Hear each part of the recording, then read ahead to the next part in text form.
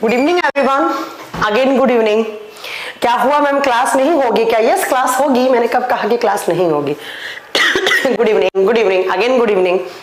तो क्लास कब तक लगेगी? क्लास लग चुकी है already. Good evening Kapil Kumar, good evening Ajay Verma, good evening. अच्छा, ये नल नाम से जो भी हैं वो प्लीज अपना नाम यहाँ पर टाइप कर दें ताकि अच्छा हो। मोहम्मद वसीम अकरम कह रहे हैं कि मैम क्लास 6 बज गए हैं। मैंने आपको वहां पर आपका 6 बजे का नहीं कहा था क्लास का।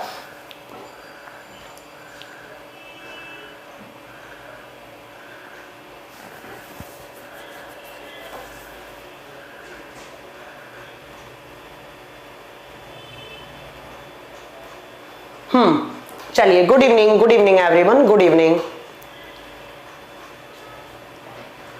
मैम लैपटॉप पे क्लास चल गई है क्या? यस, लैपटॉप पे क्लासेस चल गई हैं, आप देख सकते हैं। चलिए, तो आज का चैप्टर स्टार्ट करें फिर। हाँ जी, good evening Anil, good evening Vijendra Singh, good evening. थोड़ा सा पेशेंस रखा करें, एक दिन क्लास नहीं हुई है तो कोई बात नहीं, अगले दिन आपकी क्लासेस 2 लग जाएंगी या फिर आपकी संडे को एक्स्ट्रा क्लास ले ली जाएगी। तो आप जरा ना अपनी जुबान पे और अपने हाथ पे जब लिखते हैं ना आप मैसेज, तो उन पे थोड़ा कंट्रोल रखें, ठीक है? Good evening ma'am. मेरा कमेंट भी पढ़ लीजिए। गिरीश रामटके, मैंने आपका कमेंट पढ़ लिया है, ठीक है? चलो, हाँ चलिए। तो आपके सामने बोर्ड पे चैप्टर का नाम लिखा हुआ है बच्चों। कौन सा चैप्टर का नाम लिखा हुआ है? साइटोलॉजी, जिसको हिंदी में बोलते हैं आप कोशिका विज्ञान। पहली बार लाइव है, ओके, बहुत अच्छा। मैम मेरा टाइम्स कोचिंग की वजह से सीजीएल में सिलेक्शन हो गया है। Okay, thank you. अगर सिलेक्शन हो गया है तो कॉन्ग्रेचुलेशन, बहुत बहुत बधाई हो आपको। चलिए, तो आपके सामने चैप्टर का नाम लिखा हुआ है साइटोलॉजी, बायोलॉजी का चैप्टर है आपका।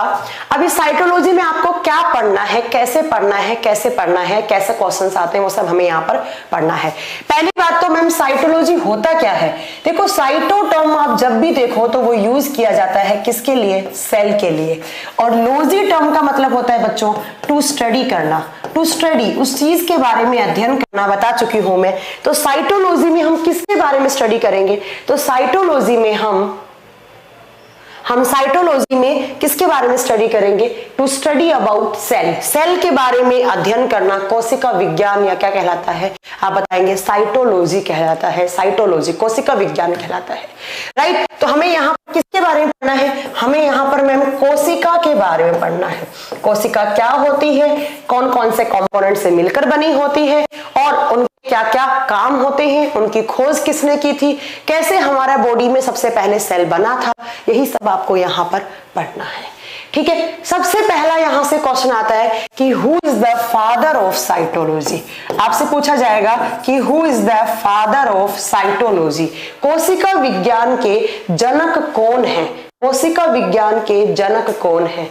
बता सकते हैं आप फादर ऑफ साइटोलॉजी कौन है? ठीक है, तो आप बताएंगे कि फादर ऑफ साइटोलॉजी, कोशिका विज्ञान के जनक किसको माना जाता है? रॉबर्ट हुक को।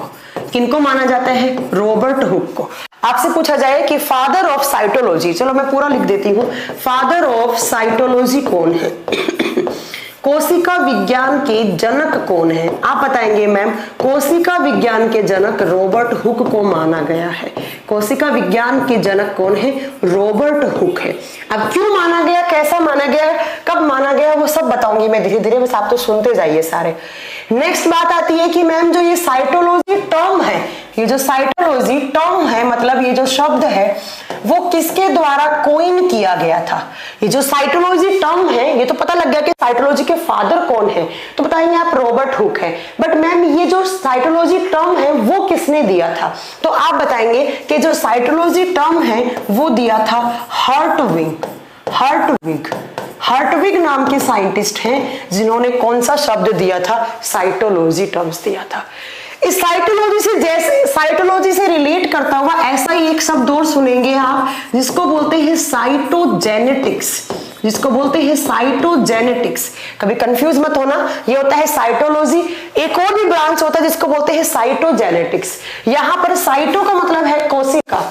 भूपेंद्र ये लाइव क्लास है? यस ये लाइव क्लास है यार, ठीक है। जेनेटिक्स का मतलब होता है बच्चों यहाँ पर आनुवांशिकी। आनुवांशिकी कैसे एक सेल है वो कैसे जनन करती है, कैसे वो रिप्रोड्यूस करती है, उसकी जनन की प्रक्रिया क्या है, कैसे वो एक जनरेशन से दूसरी जनरेशन में ट्रांसफर होती हैं, ये सारी बातें हम कहां पर पढ़ते हैं, साइटोजेनेटिक्स में पढ़ते हैं कि सेल में रिप्रोडक्शन कैसे होता है, वो जनन की प्रक्रिया कैसे करती है और वो अगली जनरेशन में कैसे ट्रांसफर होती है, उसको साइटोजेनेटिक्स बोला जाता है। और सेल के कंपोनेंट्स और उनके फंक्शंस के बारे में पढ़ना क्या कहलाता है बच्चों, साइटोलॉजी कहलाता है। तो साइटोजेनेटिक्स जो है वो जनन की प्रक्रिया होती है। अब मैंने बोला कि साइटोलॉजी के फादर कौन है, मैंने बताया कि रॉबर्ट हुक को साइटोलॉजी के फादर कहा जाता है। तो ऐसे ही आपसे पूछा जाए कि जो साइटोजेनेटिक्स है उसके फादर कौन है, तो आप बताएंगे यहां पर H.J. मूलर। H.J. मूलर नाम के साइंटिस्ट हैं, उनको आप क्या बोलते हैं, फादर ऑफ जेनेटिक्स। 3 क्वेश्चन करवा दिए मैंने। पहला question, who is the father of cytology, Robert hook. दूसरा, जो साइटोलॉजी टर्म है वो किसने दिया, हर्टविग ने। तीसरा, कि जो साइटोजेनेटिक्स है उसके फादर कौन है, H.J. मूलर। अब थोड़े आपको कुछ आगे की बातें मैं बताती हूँ। यहाँ पर चैप्टर हमारा अभी स्टार्ट नहीं हुआ है, कुछ इंट्रोडक्शन चल रहा है साइटोलॉजी का। अब देखिए अलग अलग यहाँ पर ना क्वेश्चन की लैंग्वेज चेंज होकर अलग अलग क्वेश्चंस आते हैं। मैम साइटोलॉजी किसका एग्जाम्पल है, साइटोलॉजी एग्जाम्पल नहीं है बच्चा, साइटोलॉजी एक बायोलॉजी का ब्रांच है जिसमें आप साइटोजेनेटिक्स के बारे में पढ़ते हैं, राइट। चलिए देखो, पहला मैंने लिखवाया कि फादर ऑफ साइटोलॉजी कौन है, रॉबर्ट हुक। ऐसे ही बच्चों एक क्वेश्चन आता है कि who is the father of modern cytology, father of modern cytology. Cytology आधुनिक, हिंदी मीडियम वाले बच्चे क्या लिखेंगे, आधुनिक कोशिका विज्ञान के जनक कौन है, आधुनिक कोशिका विज्ञान के जनक कौन है, विज्ञान के जनक कौन है। एक तो था फादर ऑफ साइटोलॉजी, अब दूसरा क्या आया मैम, मॉडर्न साइटोलॉजी के जनक कौन है, आधुनिक रसायन विज्ञान, मतलब जो मॉडर्न साइटोलॉजी है उसके बारे, उसके कौन से, उनके कौन से साइंटिस्ट हैं, आप बताएंगे। उनके फादर किसको कहा जाता है, स्वॉनसन को कहा जाता है। किसको कहा जाता है, स्वॉनसन नाम के साइंटिस्ट हैं जिनको क्या कहा जाता है, फादर ऑफ मॉडर्न साइटोलॉजी, आधुनिक रसायन विज्ञान के जनक कहा जाता है। इन्होंने एक पुस्तक लिखी थी, एक बुक लिखी थी जिस बुक का नाम था द सेल। उनकी तो किताब का ही नाम द सेल था, द सेल, कोशिका के बारे में। ठीक है, याद रखिएगा कि जो फादर ऑफ मॉडर्न साइटोलॉजी है वो है स्वॉनसन, फादर ऑफ साइटोलॉजी है वो रॉबर्ट हुक है, फादर ऑफ साइटोजेनेटिक्स है, ये सारे फादर आपको नाम याद करने। देखो मैंने बताया आपको father of botany, father of zoology, father of microbiology, ऐसे ही आपने इतने सारे यहाँ पर भी फादर पढ़ लिया। अब बात आती है कि मैम ये तो हो गया मॉडर्न साइटोलॉजी का। अब आपसे एक क्वेश्चन और पूछता है कि who is the father of Indian cytology, father of Indian cytology. Indian cytology का मतलब है भारतीय कोशिका विज्ञान के जनक किनको माना जाता है, जो भारतीय कोशिका विज्ञान है उनका जनक किसको माना जाता है, आप बताएंगे। वो A.K. शर्मा को माना जाता है। किनको, A.K. शर्मा को माना जाता है। ये सच में बहुत सारे एग्जाम में अलग अलग लैंग्वेज है क्वेश्चंस की जो मैंने आपको दी है कि ऐसे पूछी जाएगी। Father of cytology Robert Hooke, father of modern cytology बताएंगे आप क्या, Swanson, father of Indian cytology A.K. Sharma, father of genetics cytogenetics, not genetics, cytogenetics, तो क्या हो जाएगा, मूलर नाम के साइंटिस्ट हैं, राइट। चलिए अब बात आती है कि भैया सेल होती क्या है। अगर मैं बात करूं इस साइटोलॉजी में हमें किसके बारे में पढ़ना है, इस साइटोलॉजी में हमें सेल के बारे में पढ़ना है, कोशिका के बारे में पढ़ना है। अब अगर मैं कोशिका के बारे में बात करूं बच्चों, तो आप स्कूल से पढ़ते आ रहे हैं कि लिविंग्स की जो स्मॉलेस्ट यूनिट होती है वो क्या होती है, वो आप क्या बताएंगे, सेल होती है। आप क्या पढ़ते आ रहे हैं कि जो सजीव होते हैं उनके शरीर की सबसे छोटी इकाई कौन सी होती है, उनके शरीर की सबसे छोटी इकाई किसको माना गया है, आप बताएंगे सेल को माना गया है। है। Cell is the smallest unit of life, है ना, cell is the smallest unit of life, या आप बोलते हैं cell is the smallest unit of living. Living का मतलब है जो सजीव है उनके शरीर की सबसे छोटी इकाई किसको माना गया है, सेल को माना गया है। दूसरा, यहां पर आप दूसरी लैंग्वेज में आप बुक्स में पढ़ोगे कि cell is the structural and functional unit of life, and functional unit of life. अब इसका मतलब क्या हो गया सब बताऊंगी मैं, पहले आप लिख लीजिएगा अपनी कॉपी में। इसको कहा जाता है कि कोशिका शरीर की या लाइफ की जीवन संरचनात्मक और क्रियात्मक इकाई होती है, संरचनात्मक और क्रियात्मक इकाई है। अब इस लाइन का और इस लाइन दोनों लाइन का मीनिंग क्या है, तो जरा गौर से सुनिएगा इन दोनों लाइन का मीनिंग क्या है। ऐसा कहा गया है कि कोई भी एक लिविंग है, चाहे वो प्लांट है, चाहे वो एनिमल है, चाहे वो एक बकरी है, कोई भी जानवर है, चाहे वो आप कोई किसी भी लिविंग को मान सकते हैं, ठीक है। चलिए जरा ध्यान से सुनिएगा ये दोनों लाइन का मतलब क्या है, और ये दोनों ही लाइन बताई थी आपके एक साइंटिस्ट जिनको आप फादर ऑफ साइटोलॉजी बोलते हैं, और कौन है वो, रॉबर्ट हुक। तो रॉबर्ट हुक जी ने ये दोनों लाइन बोली थी। अब हमने क्यों बोला, क्योंकि ऐसा कहा जाता है, ऐसी मान्यता है, और ये बात प्रूव भी हुई है, आगे बताऊंगी मैं आपको कैसे हुई है, कि हम जितने भी लिविंग्स हैं, हम जितने भी सजीव हैं, हमारे बॉडी में बहुत सारे ऑर्गन्स हैं। जैसे मेरी आंख है, मेरा नाक है, मेरा कान है, मेरा एक दिल है, हार्ट है, मेरा एक लीवर है, पैनक्रियास अग्नाशय है, मेरे में गुर्दे हैं, और मेरे में फेफड़े भी हैं। ये सब ऑर्गन्स हैं, और मेरा बॉडी इन्हीं ऑर्गन से मिलकर बना हुआ है, और ये ऑर्गन्स में सारे दिन रात काम कर रहे हैं। मेरे में दिमाग है, दिमाग खर्च कर रही हूँ पढ़ाने में, आप लोग सुनने में, समझने में खर्च कर रहे हैं अपना दिमाग। तो ऐसा माना गया है कि जितने भी मेरे शरीर में जितने भी ऑर्गन्स हैं, या जितने भी मेरे शरीर के पार्ट्स हैं, उनकी जो सबसे छोटी यूनिट होती है उसको कहा जाता है सेल।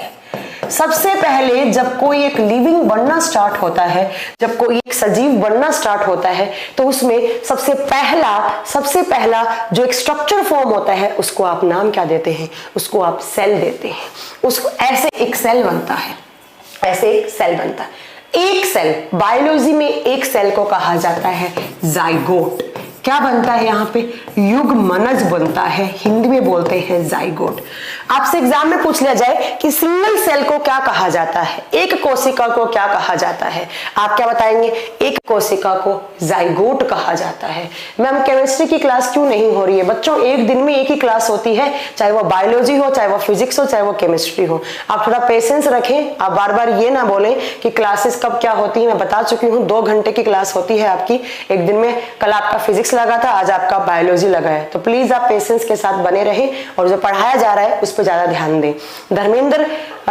धर्मेंद्रवाड़ा, पता नहीं जो भी आपका नाम है, तो आपका एमपीएससी का एग्जाम है, मैंने देख लिया आपका कमेंट, तो डोंट वरी, मैं अपना 100% दूंगी। जो बैच का ड्यूरेशन है वो बैच तो उसी में ही कंप्लीट होगा, ठीक है बच्चों। फिर भी मैं 100% दूंगी अपना कि जल्दी सिलेबस आपका कंप्लीट हो जाए, राइट। चलिए अब पढ़ाने में डिस्टर्ब मत कीजिए आप। देखिए सेल बनी, और इसी सिंगल सेल को नाम क्या दिया जाता है बच्चों, जाइगोट नाम दिया जाता है।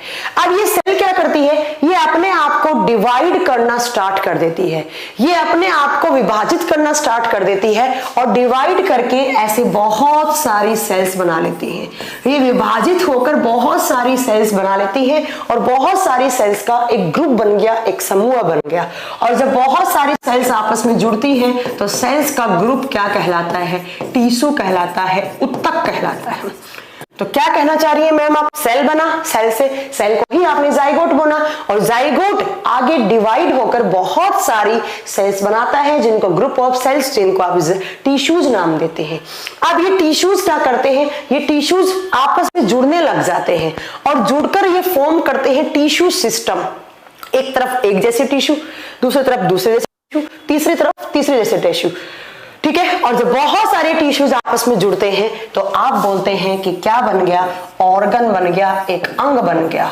जैसे लीवर, पैनक्रियास, हार्ट, किडनी, इतने सारे ऑर्गन्स बन गए।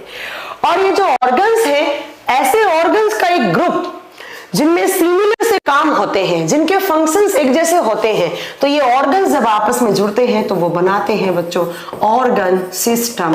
वो क्या बनाते हैं? ऑर्गन सिस्टम, जिसको आप बोलते हैं अंग तंत्र। क्या बनाते हैं?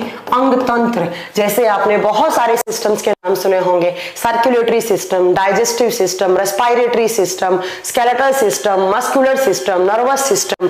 और जब इतने सारे ऑर्गन्स बनते हैं तो क्या बनता है? एक बॉडी बनता है, एक शरीर बनता है। बट ये शरीर कैसा होगा? लिविंग। और यही तो मैंने बताया कि लिविंग्स का शरीर किससे बना हुआ होता है? सेल। अगर सेल नहीं होती ma'am group of tissue, group of organ नहीं बनता। ग्रुप ऑफ ऑर्गन का मतलब टिश्यूज नहीं बनता, टिश्यू से ऑर्गन नहीं बनते, ऑर्गन से ऑर्गन सिस्टम, और ऑर्गन सिस्टम से बॉडी फॉर्म नहीं होता। तो रॉबर्ट हुक जी ने क्या कहा कि भाई इस जीवन की सबसे छोटी इकाई आप किसको मानना चाहेंगे? सेल को मानना चाहेंगे। दूसरा क्या कहा कि यही स्ट्रक्चरल एंड फंक्शनल यूनिट है। स्ट्रक्चरल का मतलब होता है संरचनात्मक, यही रचना करने वाली है पूरी की पूरी इस बॉडी की। और फंक्शनल का मतलब होता है कार्यात्मक या क्रियात्मक, कार्य करने वाली यही काम करती है। जैसे मैंने बोला कि मेरा खून है और मेरा खून का काम होता है ऑक्सीजन ले जाना। खून के अंदर सेल्स होती हैं, वो इम्यून सेल्स भी नाम से जाना जाती हैं। तो खून काम नहीं करता है, खून के अंदर जो सेल्स हैं वो काम करती हैं। मैंने बोला मेरा ब्रेन का काम है कंट्रोल एंड कोऑर्डिनेट करने का, तो ब्रेन काम नहीं करता है, मेरे ब्रेन के अंदर सेल्स हैं वो काम करती हैं। किडनी काम नहीं करता है, किडनी की सेल्स काम करती हैं। फेफड़े काम नहीं करते हैं, फेफड़ों की सेल्स काम करती हैं। तो आप ये कहना चाह रही हैं कि मैम हमारे सारे ऑर्गन भी कौन बनाता है? सेल। और काम भी कौन करता है? सेल। इसीलिए आपने सेल को क्या बोला? Structure and functional unit of life, या क्या बोला? Smallest unit of life. यही आपको पढ़ना है कि कैसे ये ऑर्गन्स फॉर्म करती हैं, क्या क्या इसके अंदर कंपोनेंट्स होते हैं, ये सारी चीजें आपको यहां पढ़नी है। तो सेल को आपने क्या माना है? सबसे छोटी इकाई। चाहे वो प्लांट की हो चाहे वो एनिमल की हो, प्लांट भी क्या होते हैं? लिविंग होते हैं, मैंने बताया है। सेल तो सेल होती है, चाहे वो प्लांट की हो चाहे वो एनिमल की हो। तो हमें यहाँ पर एक कॉमन सेल पढ़नी है और साथ साथ में हमें प्लांट और एनिमल सेल के बीच के जो डिफरेंस हैं वो भी हमें पढ़ने हैं। राइट, चलिए अब बात ये आती है कि मैम इस सेल की डिस्कवरी कैसे हुई? डिस्कवरी ऑफ सेल, इस सेल की खोज कैसे हुई? डिस्कवरी ऑफ सेल, कोशिका की खोज कैसे की गई मैम? तो इसके पीछे बहुत सारे साइंटिस्ट आए कोशिका की खोज के लिए। अलग अलग साइंटिस्ट जिन्हें अपने अलग अलग विचार रखे कि भाई मैंने तो डेड सेल देखी है, मैंने जीवित कोशिका देखी है, मैंने मरी हुई देखी है। ऐसे अलग अलग आपके साइंटिस्ट आए। यहां पर सबसे पहला नाम आता है कौन से साइंटिस्ट का? सबसे पहला नाम आता है बच्चों रॉबर्ट हुक का। किस साइंटिस्ट का नाम आता है? रॉबर्ट हुक का नाम आता है। रॉबर्ट हुक जी ने बताया सबसे पहले सेल के बारे में। इन्होंने क्या किया बच्चों? ईयर पूछा एक बच्चे ने, तो बच्चा ईयर होता है इन 1665। 1665 में रॉबर्ट हुक जी ने क्या किया? कॉर्क टिश्यू उठाया। ध्यान से सुनिएगा इस थ्योरी को। क्या उठाया? Cork tissue. अब कॉर्क टिश्यू की हिंदी नहीं होती है। अब मैम ये कॉर्क टिश्यू क्या होता है? आपने देखा है जो पहले के जमाने में जिसमें हम अचार रखते थे, जो केंतली होती, जो बरनी होती थी, उसके ऊपर ऐसे लकड़ी का सा एक ढक्कन लगा हुआ होता था। या आपने देखा होगा इत्र की बोतल आती है ना, उसके ऊपर ऐसे लकड़ी का ढक्कन सा लगा हुआ होता है। या शैंपियन की बोतल तो आपने देखी होगी, शैंपियन की बोतल पे क्या रखा हुआ होता है? एक ढक्कन सा लगा हुआ होता है ना। तो उस ढक्कन को, वो जो ढक्कन होता है जिसको आप कैप बोलते हैं, वो किसका बना हुआ होता है? वो कॉर्क टिश्यू का बना हुआ होता है। वो प्लांट की जो बार्क के नीचे वाला पार्ट होता है बना हुआ होता है। प्लीज आप बार बार ये ना पूछो नल कि आप लाइव क्लास है क्या, मैं आपको यहाँ से ब्लॉक करवा दूंगी। आप बहुत कमेंट कर रहे हैं, ठीक है, और आप फालतू के कमेंट कर रहे हैं। लाइव हूं क्या, मैं लाइव हूं क्या, लाइव हूं क्या, लाइव हूं, आप कब ऑनलाइन आए? यस, मैं आपका नाम ले रही हूँ, इसका मतलब क्या होता है? इसका मतलब होता है you are live and I am also live. ठीक है, चलिए। तो इन्होंने, रॉबर्ट हुक जी ने क्या किया? इन्होंने कॉर्क का टिश्यू लिया और ये कॉर्क टिश्यू को इन्होंने एक अपना खुद का ही एक रूडिमेंट्री, पहले के जमाने में देखो सेल इतनी छोटी होती है आप उसको नेक्ड आई से नहीं देख सकते, उसको देखने के लिए आपको इलेक्ट्रो माइक्रोस्कोप की रिक्वायरमेंट होगी। अब 1665 में कहां से माइक्रोस्कोप आया होगा, तो इन्होंने क्या किया था, इन्होंने अपना एक खुद का ही एक रूडिमेंट्री जो रूढ़िवादी एक माइक्रोस्कोप था जो कांच को पीस पीस के बनाया था इन्होंने, उसके अंदर रखा तो इनको इस कॉर्क टिश्यू में कुछ ऐसी बेंजीन जैसी स्ट्रक्चर दिखी। ये बेंजीन नहीं है, कहीं आप सोचने लग जाओ मैम बेंजीन पढ़ाने लग गई, केमिस्ट्री पढ़ाने लग गई, नहीं, ऐसी बेंजीन जैसी कुछ स्ट्रक्चर्स फॉर्म हुई और ये जो बेंजीन जैसी स्ट्रक्चर थी इनको जब रखा तो इनको ऐसा लगा कि मैं मधुमक्खी का छत्ता जो होता है, मधुमक्खी का छत्ता देखते हैं आपने, तो मधुमक्खी के छत्ते जैसी इनको स्ट्रक्चर दिखी इसके अंदर, ऐसे ऐसे मधुमक्खी का छत्ते जैसी स्ट्रक्चर देखी। इलेक्ट्रो माइक्रोस्कोप पे जब रखा तब इनको मधुमक्खी छत्ते जैसी स्ट्रक्चर रखी और बीच में यहां पर ऐसा कुछ स्पेस सा दिखा, ऐसे बीच में स्पेस ऐसे रूम से बने हुए दिखे, क्या दिखे, ऐसे रूम बने हुए दिखे इनको। इसी टिश्यू को बोलते हैं कॉर्क टिश्यू। रॉबर्ट हुक जी ने कॉर्क टिश्यू उठाया तो इनको मधुमक्खी के छत्ते जैसी स्ट्रक्चर दिखी और उसके अंदर ऐसे स्पेस सा दिखा, रूम। पहले इन्होंने इनको बोला कि ये तो कोई एक रूम सा बना हुआ है, आगे चलकर इन्होंने देखा कि ये तो बहुत सारे ऐसे छोटे छोटे बहुत सारे रूम बने हुए हैं इनके अंदर, तो और आगे चलकर इन्होंने इन रूम का नाम रखा सेला। क्या नाम रखा बच्चों, सेला। और देन इस सेला को बोला गया सेल। तो ये सेल वर्ड कहां से आया, सेला से। सेला को पहले क्या बोला रॉबर्ट हुक ने, रूम। कौन सी टिश्यू में खोज की थी, कॉर्क। बट प्रॉब्लम ये थी कि ये जो सेल्स थी बच्चों, ये कैसी सेल्स थी, ये डेड सेल्स थी। कैसी सेल्स थी, ये डेड सेल्स का मतलब क्या होता है, ये मृत कोशिकाएं थी, ये मरी हुई कोशिकाएं थी। कैसी थी, ये मृत कोशिका थी। तो आपसे एग्जाम में क्वेश्चन पूछा जाएगा कि डेड सेल्स की खोज किसने की, आप बताएंगे रॉबर्ट हुक ने। किस में की, आप बताएंगे वुडन बार्क, जो बार्क होती है ना, छाल, लकड़ी की छाल जो होती है, वुडन बार्क, लकड़ी की छाल पे उसको रखा, उस टिश्यू को रखा इलेक्ट्रो माइक्रोस्कोप पे, तो उन्होंने देखा ऐसे स्पेस सा बना हुआ जिसको उन्होंने सेला बोला, आगे चलकर क्या बोला बच्चों, सेल बोल दिया गया। तो आपसे एग्जाम में पूछा जाए कि डेड सेल्स की खोज किसने की, आप क्या बताएंगे, रॉबर्ट हुक ने। और ये जो सेला या जो सेल टर्म है ना, ये लैटिन वर्ड है। ये कौन सी भाषा के शब्द हैं, ये लैटिन शब्द है, लैटिन भाषा के शब्द हैं, याद रखिएगा। तो इन्होंने कैसी सेल की खोज की बच्चों, सेल की तो खोज की, बट मैम वो मरी हुई सेल थी। बट सबसे पहले सेल के बारे में बताने वाले साइंटिस्ट कौन थे, तो आप बताएंगे सबसे पहले सेल के बारे में बताने वाले साइंटिस्ट कौन थे, रॉबर्ट हुक। इन्होंने स्ट्रक्चर को देखा और बाद में बताया कि भाई ये तो जो वुडन बार्क है, जो लकड़ी की छाल है बच्चों, तो वो उसके अंदर छोटे छोटे छोटे स्पेस से बने हुए, और पूरा का पूरा ये छाल किससे बना हुआ है, इन रूम से, उन सेला से, या इन कोशिकाओं से बना हुआ है। और यहीं से बोला कि ये स्ट्रक्चरल है, ये फंक्शनल यूनिट है। अब सेल तो सेल होती है, चाहे प्लांट की हो चाहे एनिमल की हो, तो वो होगी डेड सेल। अब इसके बाद में कौन आए बच्चों, इसके बाद में एक नए साइंटिस्ट आए। नए क्या मतलब, उस जमाने के नए है ना, Antony von Leeuwenhoek. Antony von Leeuwenhoek, Leeuwenhoek, आप इतना नाम याद रखो, ल्यूवेनहॉक नाम के साइंटिस्ट आए। कब आए, इन 1676 में आए। इन्होंने भी कुछ एक्सपेरिमेंट किए, इन्होंने भी एक्सपेरिमेंट किए। अब ये एक्सपेरिमेंट करने के मूड में नहीं थे। पहली बात तो ये एक दिन ना बारिश में नहा रहे थे, बारिश में नहा रहे थे तो इनके नाखूनों में मिट्टी सी फंस गई थी।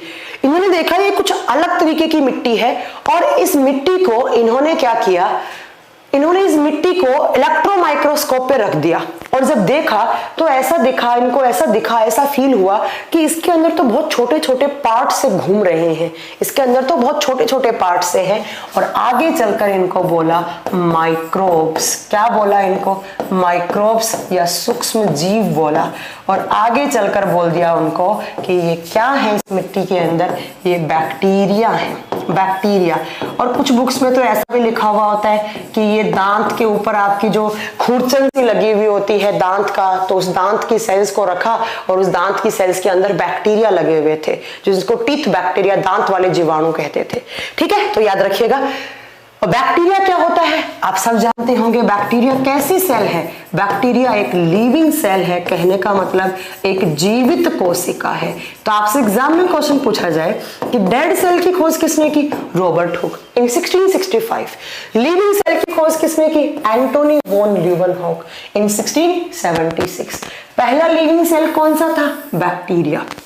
ठीक है, तो ये आपका एंटोनी वॉन ल्यूवेनहॉक के बारे में कुछ बातें हो गई जो आपको पता होनी चाहिए। तो दो बातें हमारे सामने निकल के आ गई कि cell is the basic unit of life और cell structural and functional unit होती है हमारे लाइफ की। अब इन दोनों की खोज हो गई। अब मैं इसके अलावा मैं बताऊं तो ये जो ल्यूवेनहॉक है ना बच्चों, इन्होंने बहुत काम किया बायोलॉजी की फील्ड में और स्पेशली माइक्रोबायोलॉजी की फील्ड में काम किया है। देखो इन्होंने क्या क्या काम किया है। इन्होंने बैक्टीरिया की खोज की, इन्होंने स्पर्म सेल्स की खोज की। आप सब जानते होंगे स्पर्म सेल्स क्या होते हैं? मेल गैमेट्स होते हैं। शुक्राणुओं की खोज आपसे एग्जाम में पूछी जाए कि किसने की, आप क्या बताएंगे? ल्यूवेनहॉक ने की। नेक्स्ट आपसे पूछा जाए कि जो आरबीसी है उसकी खोज किसने की, आप बताएंगे एंटोनी वॉन ल्यूवेनहॉक ने की।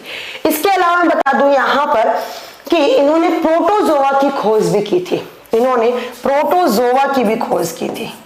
बहुत काम किया है एंटोनी वॉन ल्यूवेनहॉक ने। आपसे एग्जाम में पूछ लिया जाए, देखो 4 क्वेश्चन, एक के साथ 4 क्वेश्चन आपको मुफ्त मिलने वाले हैं। कौन कौन सा? शुक्राणुओं की खोज किसने की? ल्यूवेनहॉक ने। पहला बैक्टीरिया किसने खोजा? ल्यूवेनहॉक ने। आरबीसी किसने खोजा? ल्यूवेनहॉक ने। प्रोटोजोआ किसने खोजा? ल्यूवेनहॉक ने। इसके अलावा इनकी एक बुक भी आई थी जो बहुत ज्यादा फेमस हुई थी। ल्यूवेनहॉक जी ने एक पुस्तक भी लिखी थी। मैम नोट करने दीजिए बेटा, नोट आप बाद में वीडियो देख के कर सकते हैं, आप नोट्स बना सकते हैं। इसके अलावा इन्होंने एक बुक भी लिखी थी जिसको बोलते हैं, इनकी बुक का नाम कभी पूछ लिया जाए तो इन्होंने बुक लिखी थी सीक्रेट्स ऑफ नेचर।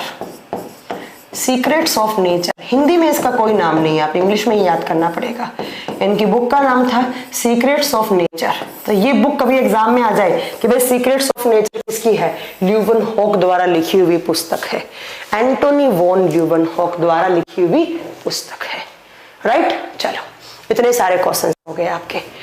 अब देखिए धीरे धीरे लोगों को ये बात फील होने लग गई। देखो पहले के जमाने में ना लोग अनपढ़ होते थे, उन्हें पता नहीं होता था सेल क्या होती है। तो उस जमाने में ना लोग बोलते थे कि जो निर्जीव चीज है उनसे ही सजीव बनी हुई है, जो नॉन लिविंग चीजें होती है उनसे लिविंग बन जाती हैं। फिर धीरे धीरे इस ईयर में 65 के बाद जो आपका काल चला था उसमें लोगों को फील होने लग गया कि भाई नहीं, लिविंग्स बहुत अलग होते हैं, लिविंग्स के बहुत सारे कैरेक्टर अलग होते हैं और वो कभी भी किसी निर्जीव नॉन लिविंग थिंग से नहीं बने हुए होते हैं। बाद में आई यहाँ पर एक सेल थ्योरी नाम करके एक छोटा सा चैप्टर आया आपका, जिसको आप बोलते हैं कोशिका सिद्धांत। एक सिद्धांत दिया गया जिसको आप बोलते हैं कोशिका सिद्धांत, या आप इसको बोल सकते हैं कोशिकावाद, या इसको बोलते हैं कोशिकावाद। एक सिद्धांत आया जिस सिद्धांत में कुछ बातें ऐड की गई। इस सिद्धांत में कुछ बातें ऐड की गई। क्या क्या बातें ऐड की गई तो जरा ध्यान से सुनिएगा। एक क्वेश्चन आता है एग्जाम में कि सेल थ्योरी किसने दी थी, तो आपके पास यहाँ पर बहुत सारे ऑप्शन आते हैं। अब आपको कौन सा आंसर सही करना है तो जरा ध्यान से सुनिएगा कि यहां पर 1839 में, ये बात थी 1839 में, 2 साइंटिस्ट आए थे, स्केलेडन एंड स्वॉन। कौन कौन से? Schleiden and sworn. यस, आपने बिल्कुल सही लिखा है, Rahul Raj. Schleiden and sworn, Hindi में सेल्डन एंड स्वॉन ही लिखा जाएगा, सेल्डन एंड स्वॉन। जो स्वॉन थे वो बोटनी की ब्रांच में इन्होंने बहुत काम कर रखा था। इनको ना बोटनी की ब्रांच में बहुत सारे अवार्ड्स भी मिले हुए हैं। ये एक बोटनी की ब्रांच में बहुत एक जाने माने साइंटिस्ट थे। और जो सेल्डन थे, जो आपके स्केलेडन हैं, वो कौन थे? वो एक जूलॉजिस्ट थे। ये बोटनियोलॉजिस्ट थे और ये एक जूलॉजिस्ट थे। इन्होंने जूलॉजी की ब्रांच में बहुत सारा काम किया था। इन्होंने एनिमल सेल पे काम किया था, एनिमल सेल, जंतु कोशिका। और इन्होंने किस पे काम किया था? प्लांट सेल पे काम किया था। और इन दोनों ने बताया कि भाई जो एनिमल सेल प्लांट और एनिमल है वो सारे सेल से मिलकर बने हुए हैं, चाहे वो प्लांट हो चाहे वो एनिमल, वो सारे किससे मिलकर बने हुए हैं, सेल से। बट यहां पर एक डिफरेंस है, इन्होंने बताया, स्वोन ने बताया कि भाई जो प्लांट है उसके बाहर एक हार्ड सी कवरिंग होती है जिसको आप बोलते हैं सेल वॉल, जिसको आप क्या बोलते हैं, कोशिका भित्ति। स्वोन ने बताया कि भैया जिन सेल्स पे मैं काम कर रहा हूं उनको आप प्लांट सेल्स बोल रहे हैं और उनके बाहर एक वॉल होती है, एक सेल वॉल, कोशिका भित्ति होती है। बट ऐसी स्ट्रक्चर एनिमल सेल में नहीं होती है। ये बात किसने बताई, ये बात बताई सैलडन एंड स्वोन। तो आपसे एग्जाम में क्वेश्चन पूछा जाएगा कि सैलडन और स्वोन, हाँ सैलडन और सेल थ्योरी किसने दी, तो आप बताएंगे सैलडन एंड स्वोन ने। स्वोन ने क्या बताया था कि सेल वॉल प्लांट सेल में होती है और सैलडन ने कहा कि एनिमल में ऐसी कोई भी सेल वॉल नहीं होती है। तो पहला यहां पर आ गया कि सैलडन और स्वोन ने कौन सा कॉन्सेप्ट क्लियर किया था, सेल वॉल वाला किया था। ठीक है, कब किया था, इन 1839 में। उसके अलावा मैं बताऊं, उसके बाद एक साइंटिस्ट और आए जिनको भी थोड़ा श्रेय दिया जाता है सेल थ्योरी पे काम करने के लिए। उनका नाम था बच्चों रुडोल्फ विर्चो। क्या नाम था, रुडोल्फ विर्चो। कौन से साइंटिस्ट आए, आप बताएंगे यहां पर रुडोल्फ विर्चो नाम करके साइंटिस्ट आए। और इन साइंटिस्ट ने क्या बोला, इन साइंटिस्ट ने एक बड़ी, आपको सुनने में बड़ी फनी सी लाइन लगेगी बट बड़ी अच्छी लाइन बोली इन्होंने, ध्यान से सुनिएगा। एक नए साइंटिस्ट आए सैलडन एंड स्वोन के बारे में, बाद में कौन से साइंटिस्ट आए, रुडोल्फ विर्चो। कब आए थे, इन 1835 में। कब आए बच्चों, 1835 में आए। और इन्होंने क्या बोला, इन्होंने 1835 नहीं होगा, यहाँ पर 1855 होगा। 1855 में आए और इन्होंने बोला, एक लाइन लिखी, जरा ध्यान से सुनेगा। इन्होंने बोला ओमनी सेलुला, हाँ थोड़ा सा सुनने में अजीब लगेगा पर मैं आपको भी मतलब बताऊंगी इसका, ओमनी सेलुला ए सेलुला। इन्होंने एक लैटिन लैंग्वेज में एक लाइन बताई जिसको आप बोलते हैं ओमनी सेलुला ई सेलुला। अब इसका मतलब क्या होता है, देखो सेलुला का मतलब होता है सेल, सेल का मतलब क्या होता है, कोशिका। इस सेलुला का मतलब भी क्या है मैम, सेल। ई का मतलब होता है टू, टू का मतलब क्या होता है, से, कोशिका से कोशिका। ओमनी का मतलब होता है यहां पर प्री एग्जिस्टिंग। क्या मतलब होता है, प्री एग्जिस्टिंग, पहले से बनी हुई या पुरानी कोशिका, पहले से बनी हुई। ओमनी सेलुला ई सेलुला क्या मतलब हो गया, तेरा ध्यान से सुनो। पहले से बनी हुई कोशिका, सेल टू सेल। मैंने यहां पर क्या लिखा, ओमनी सेलुला ई सेलुला। कहने का मतलब है कि सेल से ही सेल बनती है। जो नई सेल्स होती हैं वो प्री एग्जिस्टिंग सेल से बनती हैं। सेल से ही सेल, कोशिका से ही कोशिका बनती है। और कैसी कोशिकाओं से, आप बताएंगे, जो पहले से एग्जिस्ट करती हैं, प्री एग्जिस्टिंग सेल। और प्री एग्जिस्टिंग सेल्स क्या होती है बच्चों, जिनको आप पुरानी कोशिका बोलते हैं। पुरानी का मतलब होता है बच्चों पेरेंट सेल। पेरेंट सेल का मतलब होता है मातृ या पितृ कोशिका। पेरेंट सेल क्या होती है, जरा ध्यान से सुनो। मैंने कहा सबसे पहले एक सेल बनती है, वो सेल डिवाइड करती है, ऐसे नई सेल्स बनाती है। शिव चंद्रपाल पूछ रहे हैं रिकॉर्डिंग क्लास है क्या, नहीं शिव चंद्रपाल, ये लाइव क्लास है। मैंने कहा कि एक सेल है, उसने अपने आप को डिवाइड किया और दो नई सेल्स बना दी।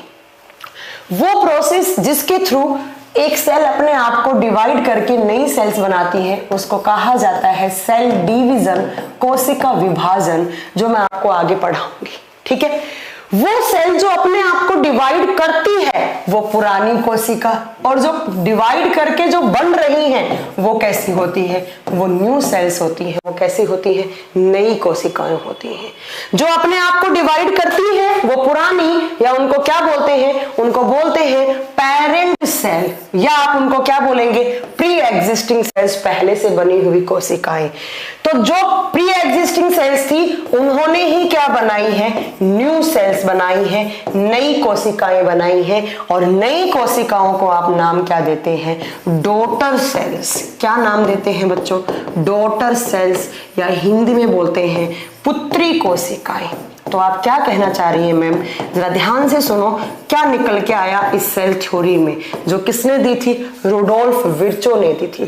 क्या कहा था, ओमनी सेलुला एसेलुला, हमेशा पहले से बनी हुई कोशिका से ही नई कोशिकाएं बनती हैं, प्री एग्जिस्टिंग सेल से न्यू सेल्स बनती हैं।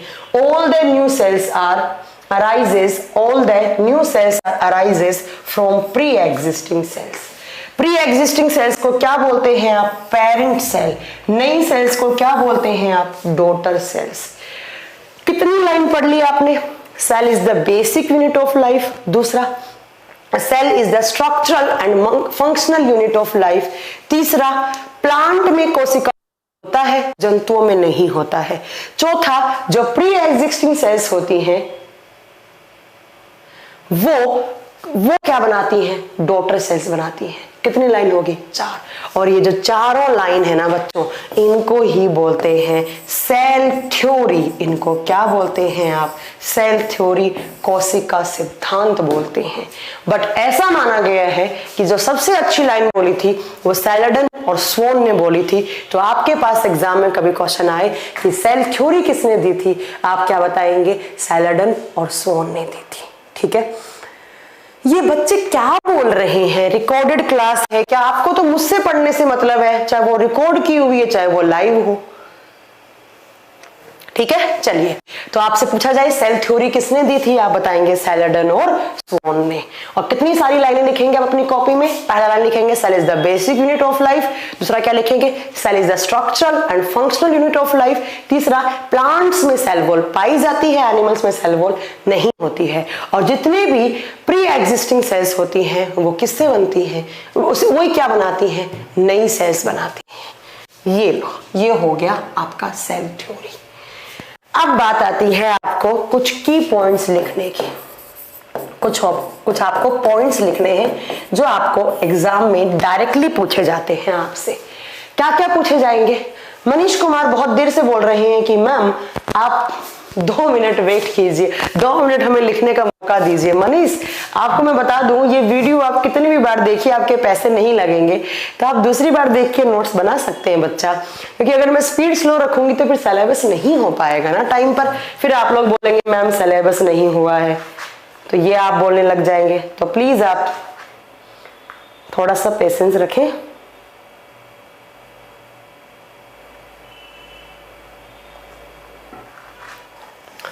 ठीक है, हाँ, सेल से सेल्स बनती हैं।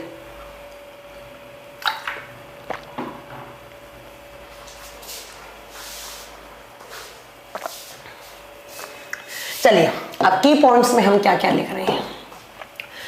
सबसे पहला पॉइंट आता है बच्चों कि smallest cell of universe, smallest cell of universe, और हिंदी में क्या लिखेंगे, संसार की सबसे छोटी कोशिका। संसार की सबसे छोटी कोशिका किसकी होती है, सबसे छोटी कोशिका। आपसे पूछे जाए कि संसार की सबसे छोटी कोशिका किसकी है, बच्चों आप आंसर करोगे बैक्टीरिया की। किसकी होती है, बैक्टीरिया की। और बैक्टीरिया को हिंदी में क्या बोलते हैं, जीवाणु। आपसे पूछा जाए कि इस दुनिया में सबसे छोटी सेल, लिविंग की बात कर रहे हैं बच्चों, ठीक है, उसकी सेल सबसे छोटी किसकी होती है, आप बताएंगे बैक्टीरिया की। अब बात आती है मैम बैक्टीरिया तो बहुत सारे होते हैं, कौन सा बैक्टीरिया, तो अब यहां पर आंसर करेंगे, इस बैक्टीरिया का नाम आंसर करेंगे माइकोप्लाज्मा। क्या नाम सही करेंगे आप बच्चों, माइकोप्लाज्मा। कौन सा बैक्टीरिया सबसे छोटा है, या उस बैक्टीरिया की सबसे छोटी सेल्स, कौन से बैक्टीरिया की सबसे छोटी सेल्स, आप क्या बताएंगे, वो माइकोप्लाज्मा की होती है।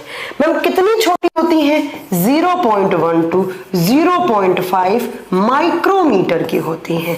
0.1 to 0.5 माइक्रोमीटर की होती है। अब मैं आपको बता दूं, कभी कभी एग्जाम में आता है कि स्मॉलेस्ट सेल ऑफ यूनिवर्स किसकी होती है? वहां पर ऑप्शन में माइकोप्लाज्मा नहीं होता है, क्योंकि इसका एक नाम और होता है सॉरी क्या नाम होता है? इसका नाम होता है बच्चों PPLO। PPLO, ठीक है, जरा ध्यान से रखिएगा। इसका नाम होता है PPLO और इसकी फुल फॉर्म होती है पोली प्लूरो न्यूमोनिये, पोली प्लूरो न्यूमोनिये लाइक ऑर्गेनिजम्स, पोली प्लूरो न्यूमोनिये लाइक ऑर्गेनिजम्स। अब हिंदी मीडियम वाले बच्चे परेशान होंगे कि मैम इसका हिंदी में नाम क्या होगा। बच्चों आप कोई सी भी बुक उठाकर देख लेना, इसका हिंदी कुछ होता ही नहीं है, आपको यही मिलेगा PPLO। इसका दूसरा नाम है पॉलीप्लूरोन्यूमोनिये लाइक ऑर्गेनिजम्स। किसका दूसरा नाम है? इस बैक्टीरिया का। और कौन सा बैक्टीरिया? जो सबसे छोटा बैक्टीरिया है, या इसका फुल फॉर्म राहुल राज आपने बिल्कुल सही बताया, माइकोप्लाज्मा एरिस्पेक्टम भी कहा जाता है इसको, ठीक है। चलिए तो ये याद रखिएगा। अब मैं आपको बता दूं दूसरा कि इसका एक नाम और भी होता है, उस नाम से भी आ सकता है ये। अब इसका मैम एक नाम और भी है, कितने सारे नाम होते हैं आप बताएंगे? इसके 3 नाम होते हैं। तीसरा नाम होता है MLO। अब मैम ये MLO क्या होता है आप बताएंगे? MLO का मतलब होता है molecule like organisms, molecule like organisms, molecule like organisms. तो आपसे पूछे इस ब्रह्मांड में, इस यूनिवर्स में सबसे छोटी लिविंग सेल किसकी है? बैक्टीरिया, उसका नाम माइकोप्लाज्मा, उसका नाम PPLO, उसका नाम MLO। कितनी छोटी? 0.1 to 0.5 माइक्रोमीटर की।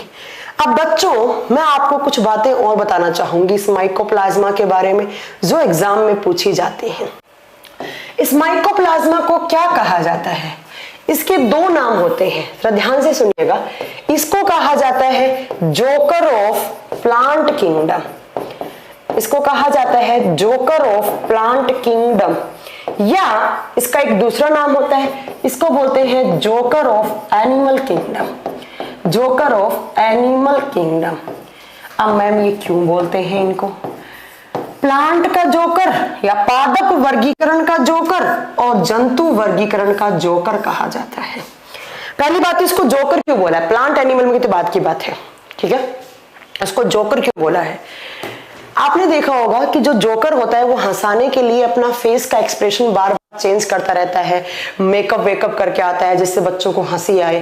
वैसे ही ये जो प्लांट, ये जो माइकोप्लाज्मा है, सॉरी, ये जो बैक्टीरिया है, ये अपना आकार, अपना एक्सप्रेशन बदलता रहता है। इसके शरीर के जो एक्सप्रेशंस है ना, वो बहुत जल्दी कुछ नैनो सेकंड्स में चेंज होते जाते हैं, जोकर की तरह।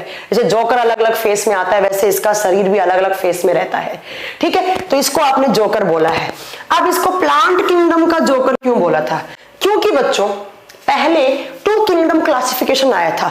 सबसे पहले जब इन एनिमल्स को या जब इन लिविंग्स को अलग अलग कैटेगरी में डिवाइड करना स्टार्ट किया गया, तो सबसे पहले आया था 2 किंगडम, जिसमें एक था प्लांट और एक था एनिमल। जब 2 किंगडम क्लासिफिकेशन आया था, द्विजगत वर्गीकरण आया था, जिसमें हम लिविंग्स को 2 भागों में बांट रहे थे, कुछ थे प्लांट, कुछ थे एनिमल। तो तब क्या किया गया था? इन बैक्टीरियाज को कहां रखा गया था? इन बैक्टीरिया को रखा गया था प्लांट किंगडम में। कहां रखा गया था बच्चों? आपसे पूछा जाए कि जब 2 किंगडम क्लासिफिकेशन आया था तब बैक्टीरिया को कहां रखा गया था, आप बताएंगे। उन बैक्टीरिया को शाहीना सोनी, मैम क्या मैं लाइव हूँ? प्लीज बोलिए, मैं आपकी क्लास की बहुत बेसब्री से वेट करती हूँ। Yes Sahima, you are live और मैं आपका नाम पढ़ पा रही हूँ। तो जब 2 किंगडम क्लासिफिकेशन आया था बच्चों, तो इन बैक्टीरिया को कहाँ रखा गया था? प्लांट किंगडम में। इसलिए इनको क्या बोल दिया गया था? जोकर ऑफ प्लांट किंगडम, पादप जगत का जोकर। की पादपों में एक ऐसा पादप है, हालांकि वो बैक्टीरिया था, जो अपने एक्सप्रेशन, अपने बॉडी के एक्सप्रेशन जोकर की तरह चेंज करता है।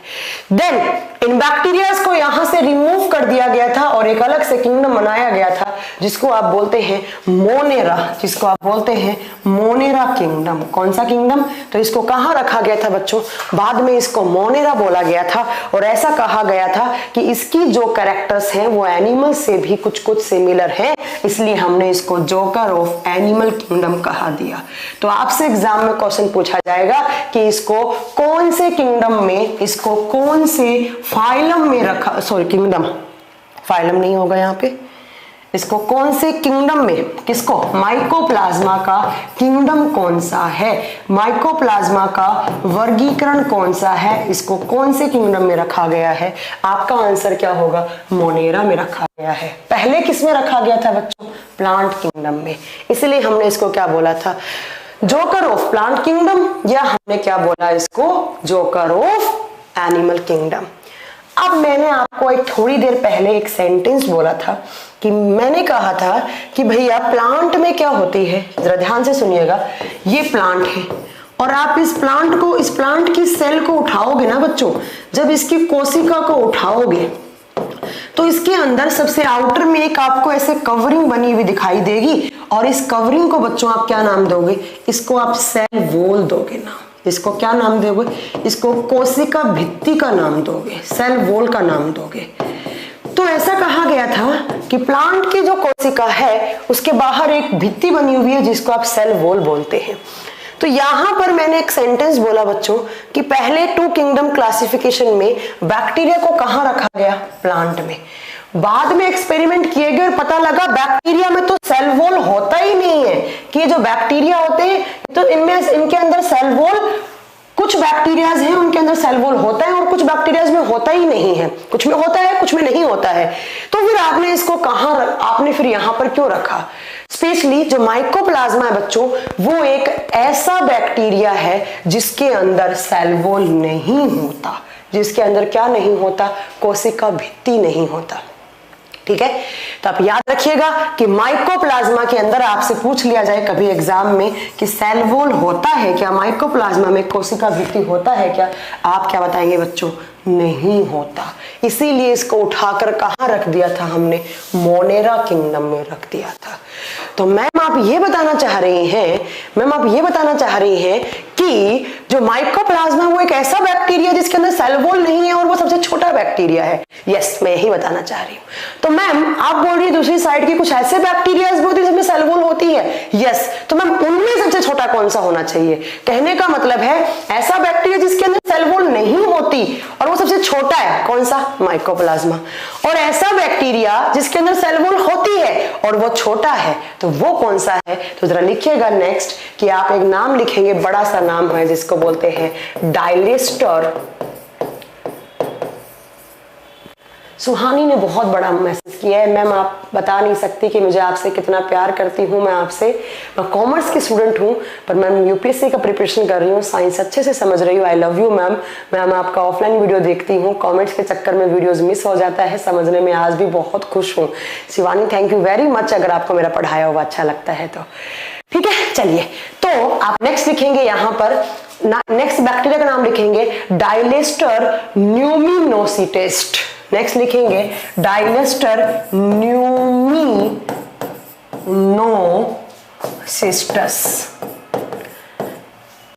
डायलेस्टर न्यूमिनोसिस्टस ये एक बैक्टीरिया है, उसके अंदर क्या होती है? सेल वॉल पाई जाती है। राइट लिखा मैंने। इसके अंदर कोशिका भित्ति पाई जाती है और ये बैक्टीरिया सेल वॉल वाला बैक्टीरिया है और जो क्या है, इस ब्रह्मांड का स्मॉलेस्ट सेल वाला बैक्टीरिया है, स्मॉलेस्ट सेल वाला बैक्टीरिया है, कोशिका भित्ति वाला। दोनों पॉइंट में मैम मैं साहिना हूं, ओके साहिना हूं, note Shivani, okay Sahina, thank you very much. देखिए ध्यान से सुनना, आपसे पूछे सबसे छोटा बैक्टीरिया जिसके अंदर सेल वॉल नहीं होता वो कौन सा है? माइकोप्लाज्मा। सबसे छोटा बैक्टीरिया जिसके अंदर सेल वॉल होता है तो आप क्या बताएंगे? डायलेस्टर न्यूमिनोसिस्टस। आप एक नाम याद रख लो, न्यूमिनोसिस्टस, बस ये नाम याद रख लो। ये ऐसा बैक्टीरिया जिसके अंदर कोशिका भित्ति होती है और ये सबसे छोटा सेल वाला बैक्टीरिया होता है। तो आपसे पूछा जाए इस ब्रह्मांड की सबसे छोटी सेल्स किसकी होती है, तो 2 आंसर होंगे मैम, हम अलग अलग आंसर दे देंगे। चलो नेक्स्ट आता है largest cell of universe. Next क्या आता है? Largest cell of universe. संसार की सबसे बड़ी कोशिका किसकी होती है बच्चों? संसार की सबसे बड़ी कोशिका। और इस संसार की जो सबसे बड़ी कोशिका है बच्चों, वो किसकी होती है?